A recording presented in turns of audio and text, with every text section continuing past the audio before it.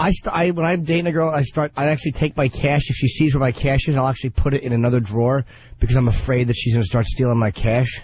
You know what you got to do? See, that's stupid. Here's what you do. You take your bulk of your cash that you have around your house, and I have a little safe. So I put it in the safe. And then you leave some out, but you know exactly how much and where it is.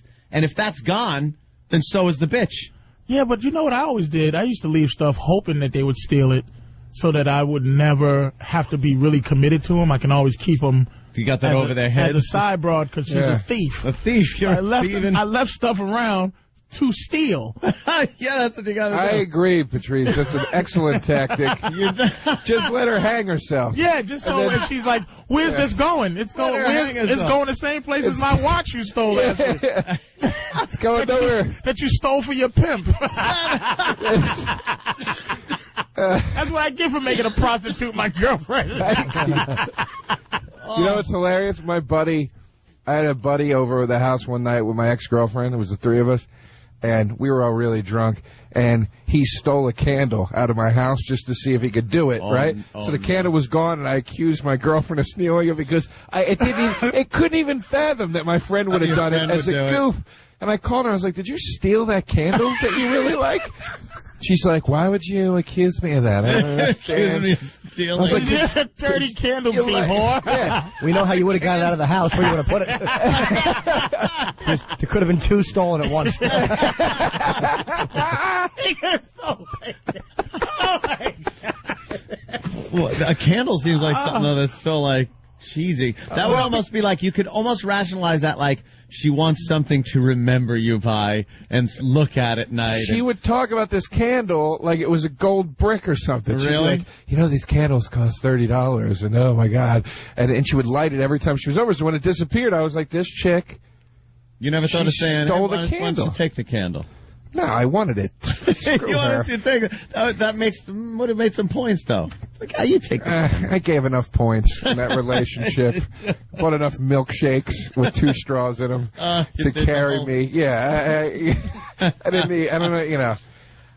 The amount of stuff I've given away to women. Did you ever do that where, you know, you're dating a girl, you'll, like, buy a DVD. They should be like, I love this movie, but I'll buy it. Like, I bought Christmas Vacation so we could watch that at Christmas. Yeah. And then after we watched it, I'm like, just take it. Go ahead. And that's the stuff that hurts the most after, when you're like, I gave her my stuff. I gave her stuff that was mine.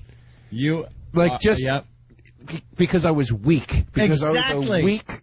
It just drives me crazy. I gave like some girl got my I had a little video camera before the flip cams came out and stuff that we got now. Right. I had a little video camera with a flip out screen and everything. It was pretty small, but I was taking video with it, and some girl that I was with was like, "Oh wow, that's really nice. Let me see." So she's taking video, and then I was just like, "You want it?"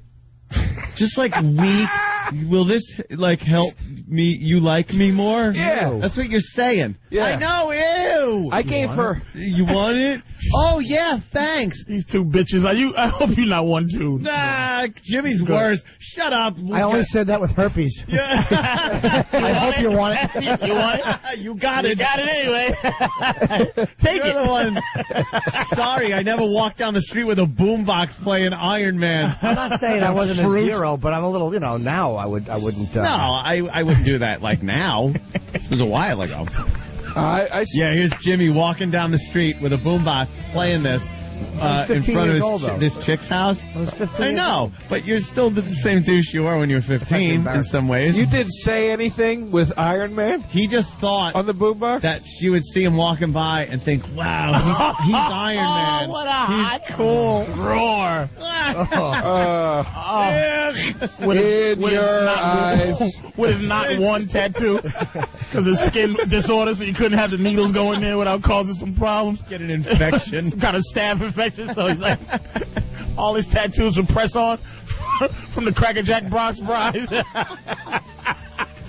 What happened with this weak chest I never asked her out. I asked her out once on the phone, and she said no. Actually, I asked her on the phone. With a wife beater and the collar, and one side of it was hanging off his shoulder because it couldn't sit up on it. Did she, when you asked her out, did she say, "Are you the psycho that walks up and down the street with Iron Man?" She was very nice. She was like the hot chick, and I said, "You don't want to go out with me, do you?" Oh. And she was like, "No." Oh. And I tried to be funny, and I said, "Oh, that's the way the cookie bounces." Oh, I did. Shut up. Exactly. One of those moments. Oh. How embarrassing, man. It's awful to tell it now. Yeah. I'm uncomfortable now. Why are there things like that stick out from junior high and high school that you did to get girls that just, to this day, it's so embarrassing being shot down. Because in high, you just don't have that depression blanket yet to go wrap yourself. Like, if I get shot down now, I'm like, who cares? Who needs you? You scuzz. Yeah. I'll go watch my plasma screen and order Chinese food. I don't need anybody. You know what I mean? It is way before you learn that women aren't us. Yeah. And the stuff you like. That's why I think all romance that guys have is made up from what we think girls want. Because I used to draw. Like I said, I don't know if I said, but I used to draw. Remember Rebus's? You know Rebus, where if you said, "I cherish you," I would draw it. You use pictures as the words. So, oh no! So like if I said I cherish, eyeball. I would say I would draw an eyeball, and then I would draw a chair plus the word "ish." Or if I won't believe, it's the name concentration. It's concentration. Wow. Concentration, right? You should have drawn a little bit of condensation on the end of a blade of grass and then shbag after it.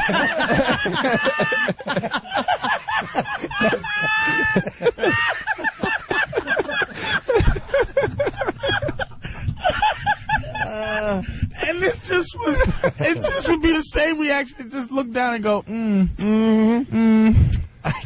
you thought you were being, thought you were being so like, what, endearing, creative. This is another thing I know. I want to have money for the rest of my life because I don't want to have to be creative. Yeah. Only broke guys have to be creative. Hey, I'm gonna make you a card. It's gonna be I cut a lot of. I'm gonna make an origami swan with a nickel inside and an I heart you. Like, I don't want to be creative no more. I don't have to do that. I want to go to Cage Jeweler. I want my lower level creativity to be a Cage Jeweler. Diane Ladd special design heart pendant for some idiot girl. But other than that, to create to pour my heart out to say this is how I feel about you. Phooey. Oh, when you're broke, here's a moldy record I found at a flea market. It made me think of you. It was 75 cents. It's so special, though. I remember you was telling me how much, for some reason, old rice made you feel good. So I found some old rice for you. You're just like, Those moments are exposing. That's why they're embarrassing. They're like they're different than just like, I asked a girl out and she told me to drop dead as an adult. When you're a kid and you do something like that, it's like you're exposed. It's like, this is who I am. Hi. And they're like, it's exposing on a weird level. It's such a huge build-up to that asking point that when you're shot down, it's such a huge letdown. Like, you think for days and weeks on end, you're looking at the girl going, I got to get the right move. You're telling your friends, you're saying what's going to go on, and then all of a sudden you're just like, all right, I built up the nerve to do this, and then you get shot down, and all those weeks of work and hoping and fantasies just go down the crapper.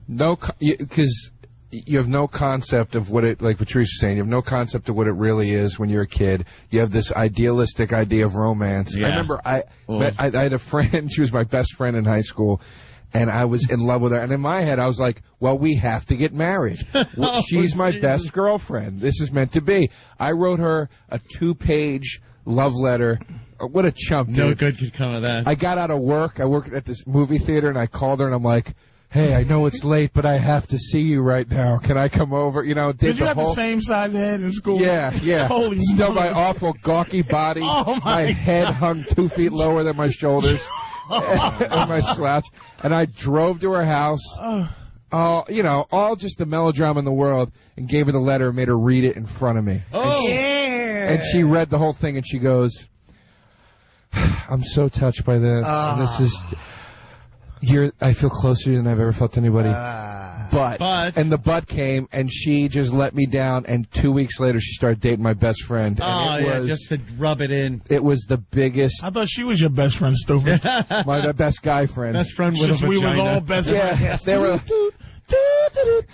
As he snapped her right behind the sheriff's office, Mr. Mayberry head. Yeah. While the friend was banging her, he could hear, like, what's that crinkle? As her ass was on the letter he wrote.